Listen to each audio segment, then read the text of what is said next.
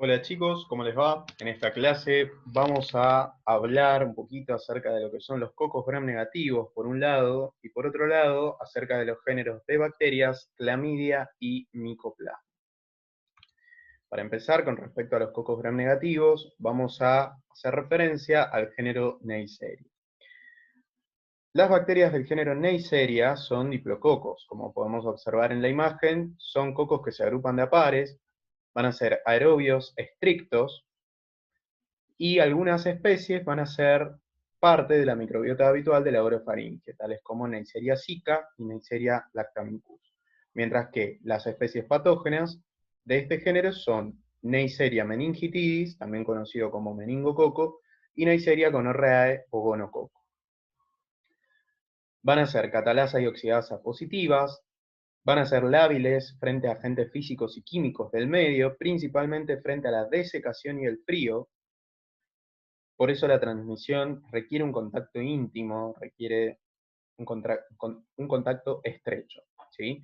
Son exigentes nutricionales y se cultivan en un medio que se conoce como de Taylor-Martin. También son consideradas bacterias biógenas. Bueno, con respecto a Neisseria meningitidis o meningococo, los serogrupos más comunes son 5, A, B, C, W, Y.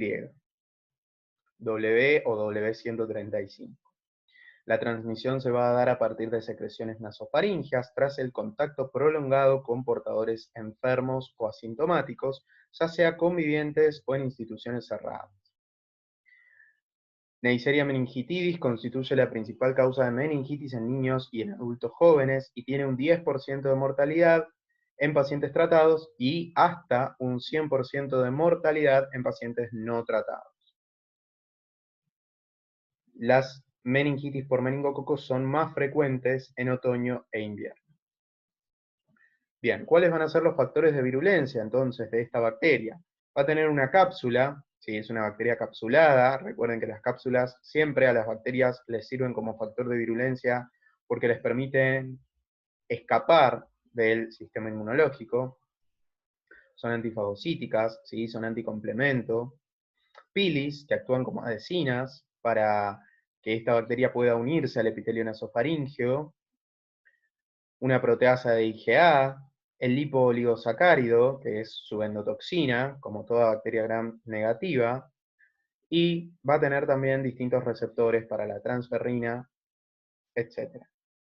En cuanto a la patogenia, se adhiere al epitelio nasofaríngeo y dependiendo de diferentes factores como el estado inmunológico del individuo, puede atravesar la mucosa faríngea y causar una bacteriemia transitoria, a partir de la cual se va a dirigir a las meninges. O sea, básicamente, lo primero que va a hacer esta bacteria es colonizar el epitelio nasofaríngeo. Desde allí va a pasar a la sangre y desde la sangre pasa a las meninges. O sea, la forma más frecuente de acceso de esta, no solo de esta bacteria, sino también de Streptococcus pneumoniae, que son los dos de los tres principales agentes de meningitis bacterianas, va a ser la forma hemática, ¿sí? Bien, tenemos que diferenciar dos cuadros, que son los dos cuadros más importantes que va a producir el meningococo. Por un lado tenemos la meningitis aguda, que se va a caracterizar por la tríade de fiebre, cefalea y rigidez de nuca y signos de irritación meningea, ¿sí? Además, otros signos tales como los vómitos en chorro, debido a la hipertensión endocraneana. Por otro lado, en algunos de los pacientes que tienen infección por Neisseria meningitidis, puede aparecer un cuadro que se conoce como meningococcemia, que básicamente consiste en la diseminación sanguínea de este meningococo. En algunos casos esta meningococcemia se da en forma aislada, en algunos casos se da en conjunto con una meningitis, en la mayoría de los casos se da meningitis sin meningococcemia. De cualquier manera, paciente en el cual se sospecha meningococcemia es un paciente de altísima gravedad, ¿sí? Las meningococcemias son gravísimas, más graves que las meningitis. Y básicamente este cuadro va a constar de una sepsis, una septicemia, ¿sí? Una coagulación intravascular diseminada, en la cual En la piel van a aparecer petequias y púrpuras, como podemos observar en esta imagen, en la pierna de esta persona. ¿Sí? Fíjense, esas petequias son muy grandes. En algunos casos, los pacientes con meningococcemia hacen shock séptico, ¿sí? Y a veces, lo que aparece también en este contexto de meningococcemia es la necrosis de las glándulas suprarrenales, lo que se conoce como síndrome de Friederichsen. En inmunodeprimidos, el meningococo puede generar neumonía y artritis. ¿Cómo hacemos el diagnóstico de Neisseria meningitidis? Bueno, en el caso de que el paciente tenga una meningitis, ¿sí? Lo que vamos a hacer es tomar muestra de líquido cefalorraquídeo de 3 a 4 mililitros en 4 frascos, ¿sí? Debemos obtener 4 frascos de líquido cefalorraquídeo. Fíjense dónde vamos a hacer la punción lumbar, entre la tercera y la cuarta vértebras lumbares, ¿sí? Para acceder a ese líquido cefalorraquídeo que se va a trasladar y procesar rápidamente en el laboratorio. Por otro lado, a todo paciente con sospecha de meningitis le debo tomar muestra, por un lado, para el laboratorio general de sangre y por otro lado, para hemocultivos, ¿sí? O sea que a este meningococo no solamente lo voy a buscar en el líquido cefalorraquídeo, sino que también lo voy a buscar en la sangre periférica. Con ese líquido cefalorraquídeo, ¿qué vamos a hacer? Por un lado, se hace lo que se conoce como estudio citofísico-químico, ¿sí? Que se hace en el Laboratorio de Bioquímica General. Este estudio me va a mostrar, en principio, básicamente, ¿en qué consiste? Consiste en analizar las características físicas y químicas de ese líquido cefalorraquídeo. ¿Qué me va a decir el bioquímico? El bioquímico, en este caso, en el cual el paciente tiene una meningitis por Neisseria meningitidis, el líquido cefalorraquídeo va a tener un aspecto turbio, no un aspecto límpido, no va a ser un líquido claro. El bioquímico, al ver este líquido cefalorraquídeo al microscopio, va a encontrar una gran cantidad de polimorfonucleares, de 1000 a 2000 polimorfonucleares por mililitro, lo cual me habla de una franca reacción inflamatoria en ese líquido cefalorraquídeo. La glucosa, o la glucorraquia, ¿sí? Que hace referencia a la glucosa en líquido cefalorraquídeo, va a estar muy baja, ¿sí? Menos de 10 miligramos por decilitro. ¿Por qué? Porque las bacterias, en este caso Neisseria meningitidis, van a consumir la glucosa de ese líquido cefalorraquídeo. Y por otro lado, las proteínas, la proteinorraquia va a estar muy elevada. ¿Por qué? Porque hay una reacción inflamatoria con un exudado importante. Entonces va a haber mucha cantidad de proteínas en ese líquido cefalorraquídeo. Este estudio citoquímico es realmente muy importante en el diagnóstico diferencial de las meningitis bacterianas frente a las meningitis virales, debido a que en las meningitis virales el aspecto del líquido cefalorraquídeo no va a ser turbio, sino que va a ser claro. Las células, no va a haber una celularidad a predominio de polimorfonucleares, sino que va a haber un aumento de la celularidad, pero a predominio de monomorfonucleares, si estuviésemos frente a una infección viral. La glucosa, la glucorraquia, estaría normal porque los virus no consumen glucosa, y la proteinorraquia estaría elevada, pero levemente elevada, no francamente y altamente elevada como ocurre en las meningitis bacterianas, porque la reacción inflamatoria no es tan potente frente a un virus. Por otro lado, el procesamiento microbiológico de ese líquido cefalorraquídeo, lo primero que hay que hacer es una tinción de Gram, la cual ya nos mostraría los diplococos Gram negativos, ¿sí? En 5 minutos ya tenemos el microbiólogo diciéndonos, che, en este líquido cefalorraquídeo, luego de hacerle el Gram, puedo ver diplococos Gram negativos. Y si yo estudié meningitis y estudié que las 3 bacterias principales, las que más frecuentemente producen meningitis son Streptococcus pneumoniae, Neisseria meningitidis y Haemophilus influenzae, la única de esas 3 que es diplococo gram negativo es Neisseria meningitidis. Entonces yo ya puedo ir orientando mi diagnóstico hacia un meningococo, porque el cultivo, que si bien el cultivo va a ser el gold standard diagnóstico, no va a estar al instante, no lo voy a tener a los 5 minutos, voy a tener que esperar al menos 48 horas. Bien, este líquido cefalorraquídeo debe cultivarse en agar sangre o agar chocolate a 35 grados y atmósfera hipercápnica. En algunos casos también se puede hacer PCR, que va a ser útil en pacientes tratados con antibióticos, porque, por ejemplo, si el paciente ya vino con antibiótico-terapia de la casa y yo quiero sacar el líquido cefalorraquídeo, las bacterias que se encuentran en ese líquido cefalorraquídeo probablemente ya estén muertas, entonces en el cultivo no voy a encontrar nada, no va a crecer nada, el cultivo me va a dar negativo, pero la PCR me va a seguir dando positiva porque la PCR detecta ácido nucleico. Por más que las bacterias estén muertas en ese líquido cefalorraquídeo, sus ácidos nucleicos persisten en él. Entonces va a seguir dando positivo. En cambio, el cultivo pierde muchísima sensibilidad en pacientes que ya han recibido tratamiento antibiótico antes de la toma de la muestra. Y, por supuesto, hemocultivo de sangre periférica y de sangre obtenida por punción aspiración de las petequias, en los casos en los cuales los pacientes tengan meningococcemias. Con respecto a la profilaxis, es importante tener en cuenta que la profilaxis se va a hacer en las personas que tengan exposición directa a las secreciones respiratorias o más de 8 a 12 horas de contactos próximos con un paciente que tenga diagnóstico confirmado de meningitis. Y los fármacos que se recomiendan son rifampicina, ciprofloxacina o ceftriaxona.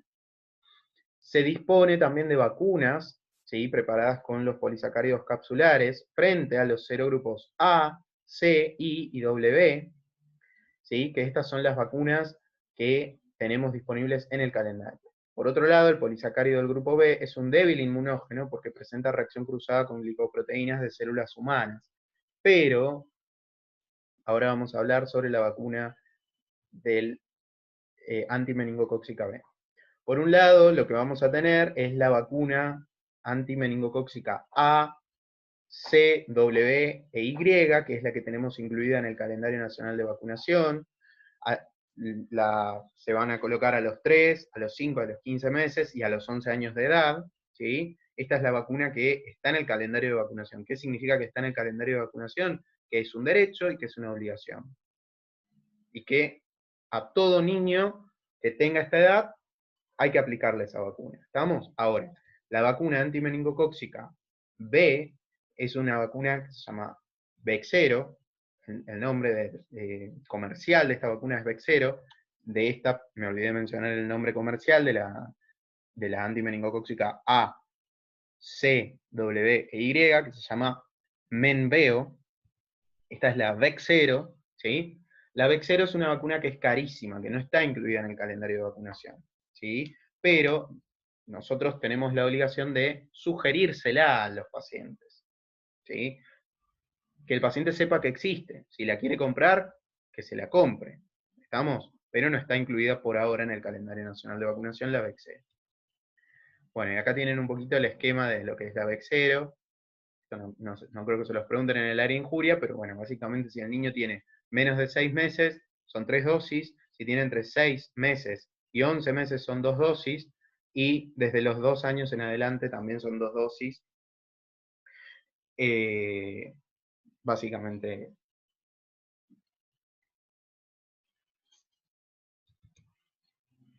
Bueno, con respecto a Neisseria gonorrhoeae, tiene en general las mismas características que Neisseria meningitis, debido a que ambas forman parte del género Neisseria. La transmisión del gonococo es sexual, puramente sexual, ¿sí? Está limitada al epitelio cilíndrico y de transición, tiene tropismo por el aparato genital y causa un proceso invasivo piógeno. Solamente van a ser fermentadores de glucosa, no de otros glúcidos, y sus factores de virulencia son las pili, proteínas de membrana, proteínas que les permiten la supervivencia posfagocitosis dentro del leucocito, tales como la proteína por B, proteínas quelantes de hierro, el lipooligosacárido que actúa como endotoxina, las proteasas de IgA y algunos son productores de beta-lactamases. Con respecto a la patogenia, va a tener un periodo de incubación de 2 a 5 días y va a causar la enfermedad que se conoce como gonorrea, que en el hombre lo que va a generar básicamente es una uretritis purulenta, conocida como uretritis gonocóxica, dolor al orinar y picazón. En algunos casos también puede generar epididimitis, prostatitis y proctitis. Básicamente, lo que podemos observar en la imagen es un pene, básicamente a través del meato uretral podemos observar una secreción purulenta, espesa, ¿sí? En gran cantidad, que por lo general mancha la ropa interior. ¿Estamos? Y el paciente consulta por esto. Obviamente que esto es mucho más llamativo que lo que va a pasar en las uretritis no gonocócicas. En cuanto a las mujeres, en las mujeres la gonorrea se va a manifestar como una endocervicitis. ¿Sí? Endocervicitis. ¿Qué quiere decir esto? Que lo que va a estar afectado es el endocervix. Va a haber inflamación del endocervix, no de la vagina, ¿sí? Porque la vagina tiene un epitelio estratificado, ¿sí? Y esta bacteria no tiene tropismo por ese tipo de epitelio. Va a haber secreción purulenta saliendo básicamente del cervix, ¿sí? No genera dolor, no genera prurito, y la característica de este flujo es que muchas veces puede confundirse con el flujo normal. Además, la paciente también puede presentar fiebre, mal estado general, ¿sí? Y obviamente en los casos en los cuales es sintomático, consultar por fiebre, mal estado general, más el flujo.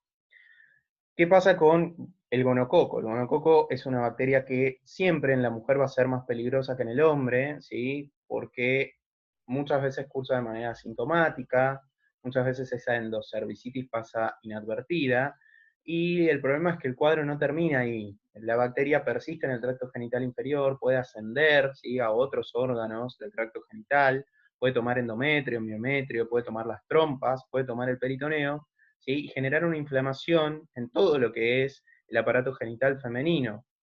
Y esa inflamación difusa se conoce como enfermedad pelviana inflamatoria aguda. Es un cuadro en el cual la paciente tiene una afectación importante del estado general, con mucha fiebre, ¿sí? Y mucho dolor hipogástrico a la palpación.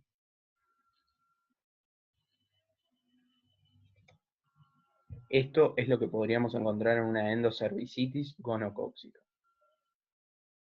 Fíjense las características de ese flujo, bien espeso, purulento y saliendo del endocervix. Bien, ¿qué pasa si una mujer embarazada tiene su bebé y durante el parto le transmite ese gonococo al bebé?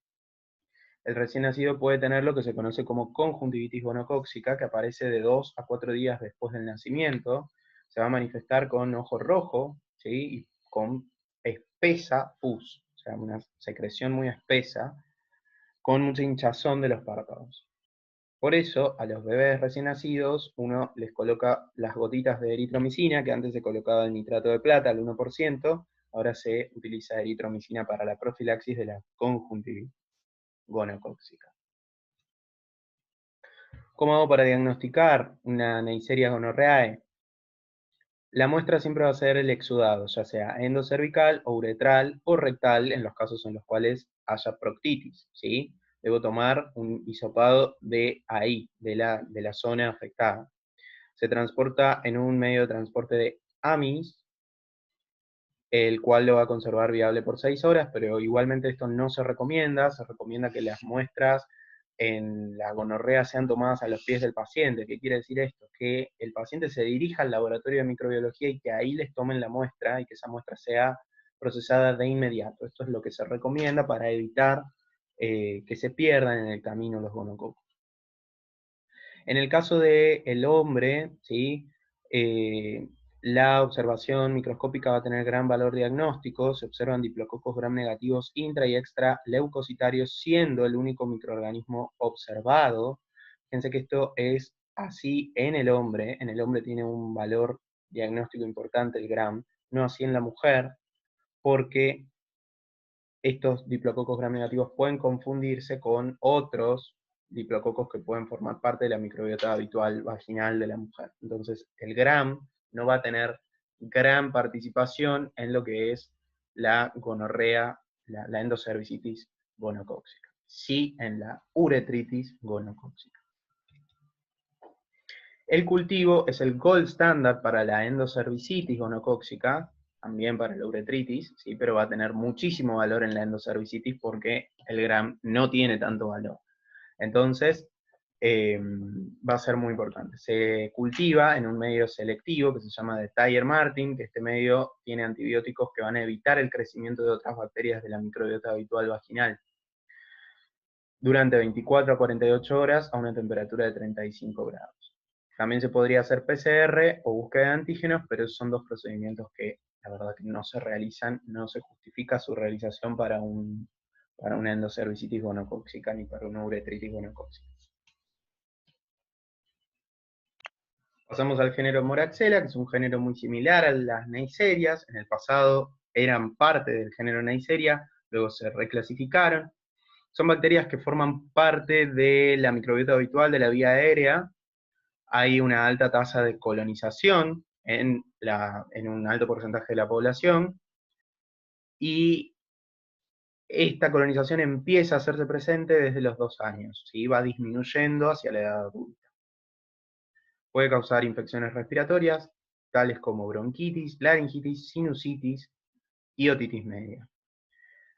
En pacientes fumadores con EPOC está relacionada con el desarrollo de bronconeumonía. Por eso es uno de los microorganismos que siempre hay que considerar a la hora del tratamiento de una neumonía, más que nada en pacientes fumadores. En pacientes inmunodeprimidos puede dar lugar a bacteriemia, sepsis, endocarditis, meningitis, etc. La muestra para el diagnóstico va a ser el esputo, ¿sí? Como dijimos para Streptococcus pneumoniae, en el diagnóstico de una neumonía, ¿sí? Lo que se hace primero es un Gram, donde voy a poder observar diplococos Gram negativos. El cultivo se hace en medios usuales, como agar sangre o agar chocolate, luego se hace una identificación y un antibiograma, lo cual es muy importante porque estas bacterias suelen producir beta-lactamasas, a diferencia del neumococo. El género Clamidia. Recuerden que los géneros Clamidia y Mycoplasma no son cocos gram negativos. Los puse en esta clase solamente para agruparlos por una cuestión de tiempo nada más. Pero Clamidia y Mycoplasma son dos bacterias que a mí me gusta que traten de entenderlas como bacterias que se comportan como virus, ¿sí? Por ejemplo, Clamidia son bacterias intracelulares obligadas, como los virus, ya que carecen de vías metabólicas para la obtención de la energía, como los virus. Poseen la misma estructura de la pared de las gram negativas, pero por su pequeño tamaño no se ven al gram, ¿sí? Se multiplican en cultivos celulares, como los virus, pero no crecen en medios de cultivo artificiales usados habitualmente en bacteriología. O sea, ¿puedo cultivar una clamidia? No. ¿Puedo solicitar al laboratorio de microbiología que me haga un cultivo para clamidia? No. No. Son bacterias incultivables. Poseen los dos ácidos nucleicos, ADN y ARN. Bien, Clamidia trachomatis es la más importante dentro de este género. Existen 18 serotipos, algunos de sus nombres son A, B, C, etc. Están diferenciados por una proteína que se llama proteína principal de membrana externa, que es única para cada uno de los 18 serotipos de Clamidia trachomatis. Su reservorio es el humano, y van a presentar dos formas, una forma extracelular o cuerpo elemental, que es la forma infectante, no replicativa, y por otro lado la forma intracelular, también conocida como cuerpo reticulado, que es la forma replicativa, pero no infectante. Un día después de la infección, los cuerpos reticulados vuelven a reorganizarse en cuerpos elementales. Se produce la lisis celular, con liberación al medio extracelular de los cuerpos elementales infecciosos. Eso es un poquito el ciclo de Clamidia trachomatis, que va pasando de su forma intracelular o cuerpo reticulado a su forma extracelular o cuerpo elemental. Cuando quiere reproducirse, básicamente adopta la forma intracelular. Pero para salir al medio extracelular, por supuesto, adopta su forma de cuerpo elemental para poder infectar a nuevas células. En cuanto a la patogenia, va a infectar a células epiteliales cilíndricas, no ciliadas, cuboidales y transicionales, tales como endocervix, endometrio, trompas de falopio, ano, recto, aparato respiratorio y conjuntiva. Tiene un espectro de células diana que es limitado, acceden por microabrasiones, hay una lisis directa de las células infectadas producto de la replicación, o sea, como pasa también con algunos virus. El efecto citopático directo de algunos virus, al reproducirse en el interior celular, a veces terminan generando la lisis de esa célula. Hay una respuesta inflamatoria variable por parte del hospedador, la infección no genera inmunidad, por el contrario, la reinfección genera un daño tisular mayor. O sea que se puede tener clamidia más de una vez. Y las veces posteriores van a ser cada vez peores. Bien, vamos a tener 3 grupos de serotipos. Primero tenemos los serotipos D, K. ¿Qué quiere decir de K? D, E, F, G, H, I, J y K. ¿Qué son los que van a generar las uretritis, cervicitis y conjuntivitis? Por otro lado, vamos a tener los serotipos L1, L2 y L3, L del linfogranuloma, recuerden, ¿sí? El linfogranuloma venéreo. Y por último, los serotipos A, B y C, que son los que van a producir el tracoma. Los que más quiero que recuerden son los serotipos D a K, ¿sí? Que son los que van a generar las infecciones por clamidia que más afectan en nuestro medio. Y acá tenemos un poquito la descripción de cada una de estas enfermedades y cómo vamos a hacer para diagnosticarlas. El tracoma es una queratoconjuntivitis crónica, ¿sí? Que es endémica en África, en algunas partes de África, no existe acá en nuestro medio. Es una queratoconjuntivitis muy severa que termina generando justamente ceguera en los niños principalmente. Y la transmisión se da a través de contacto directo con manos, ¿sí? A veces a través de las moscas y por gotitas respiratorias. Las conjuntivitis en el recién nacido, la distribución sí es universal, son exclusivas del recién nacido y se transmiten de una madre que posee clamidia en su tracto genital, que se la transmite a su bebé a través del canal de parto. Y estas también se previenen con esas gotitas que mencioné antes, con eritromicina o sales de plata. Las conjuntivitis en el adulto producidas por clamidia se dan también a nivel universal, obviamente en adultos, desde los 18 a 30 años, y la transmisión es principalmente sexual, por contacto orogenital. Las infecciones urogenitales tienen una distribución universal, el grupo etario predominante también son las personas sexualmente activas, ¿sí? Vía de transmisión va a ser sexual, por supuesto, y ¿cuáles son estas infecciones urogenitales producidas por clamidia? Las uretritis no gonocóxicas o las cervicitis no gonocóxicas, que a diferencia por ahí de lo que mencioné previamente con la gonorrea, que dije que generaba una uretritis purulenta, por lo general las uretritis o cervicitis no gonocóxicas generan un fluido más filante y transparente, no tan evidenciable clínicamente, ¿sí? Y menos afectación sistémica. Pero en la mujer también esta clamidia puede ser una causa de EPIA, de enfermedad pelviana inflamatoria aguda. O sea que no solamente puede afectar el endocervix, sino también el cuerpo uterino, las trompas, el peritoneo, etc. Y el linfogranuloma venéreo es una patología que existe en nuestro medio, pero es muy infrecuente, ¿sí? También tiene como transmisión la vía sexual y consiste básicamente en úlceras que aparecen en la región perineal, en la región genital, ¿sí? Acompañadas de importantes adenopatías. Fíjense el diagnóstico. Todas las clamidias se van a diagnosticar siempre en forma directa. ¿Cuál va a ser la excepción? La excepción va a ser el linfogranuloma venéreo. Pero tanto para las conjuntivitis por clamidia como por las infecciones urogenitales, el diagnóstico siempre va a ser directo. Ya sea búsqueda de antígeno o PCR, no cultivo.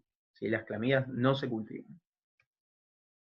Después tenemos un subgénero dentro del género clamidia que se llama clamidófila. ¿Sí? Es un subgénero que surge del género clamidia. Y acá vamos a tener a Clamidófila citachi y Clamidófila pneumoniae. Clamidófila citachi tiene como reservorio a las aves, principalmente a los loros, ¿sí? Que son las aves domésticas.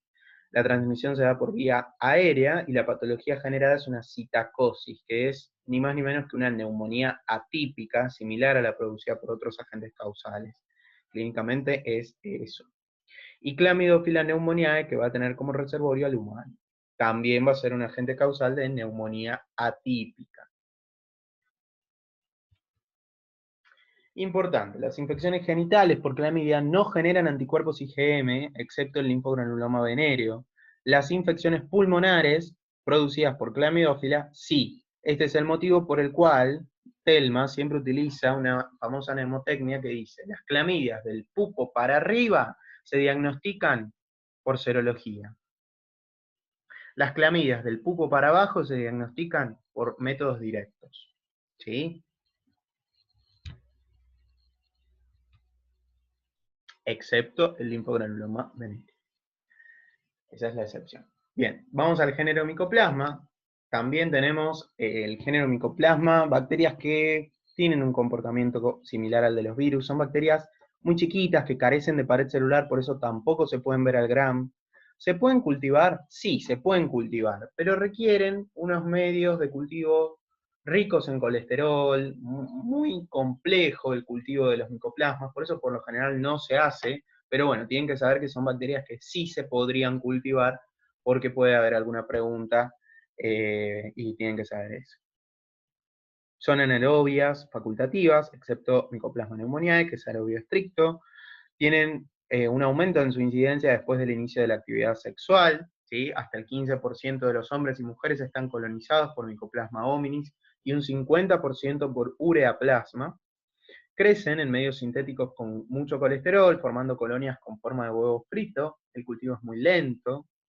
El reservorio es el hombre.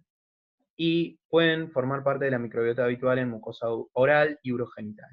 Los factores de virulencia más importantes son sus adhesinas, con las cuales se adhieren al epitelio cilíndrico simple.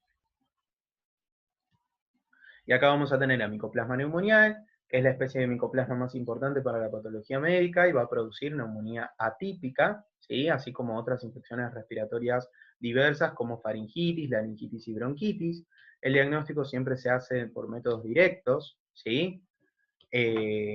Cultivo, muy lento pero factible, o PCR, perdón, por métodos indirectos lo vamos a hacer el diagnóstico. La mayor parte de los casos, por métodos indirectos. ¿Se pueden hacer los directos? Sí, cultivo y PCR, pero como les dije recién, el cultivo es muy lento y engorroso, pero es factible de realizar. El principal método diagnóstico para las neumonías atípicas, ya sea por micoplasmas o clamidias, va a ser indirecto. Después tenemos los micoplasmas genitales, que van a ser micoplasma genitalium, micoplasma hominis, ureaplasma, urealyticum. Que son los ureaplasmas son un subgénero dentro del género micoplasma. Y van a generar distintas infecciones genitales, tales como uretritis y sus complicaciones prostatitis, epididimitis, orquitis, todo esto en el hombre. En la mujer, la cervicitis y sus complicaciones, la endometritis, salpingitis, anexitis, constituyendo la enfermedad pelviana inflamatoria. O sea que van a generar uretritis o cervicitis no gonocóxica. Por lo tanto, el exudado va a ser de vuelta ceroso, transparente, filante y escaso, con poca o nula repercusión sistémica. Y acá tenemos un cuadrito comparativo de resumen. Recuerden que clamidias y micoplasmas del pupo para abajo, diagnóstico directo. Por eso Mycoplasma genitalium, Mycoplasma hominis y Ureaplasma urealyticum, el diagnóstico es directo. Pero para Mycoplasma pneumoniae, como va a ser un agente causal de neumonía atípica, el diagnóstico se hace por serología. Muchas gracias, chicos.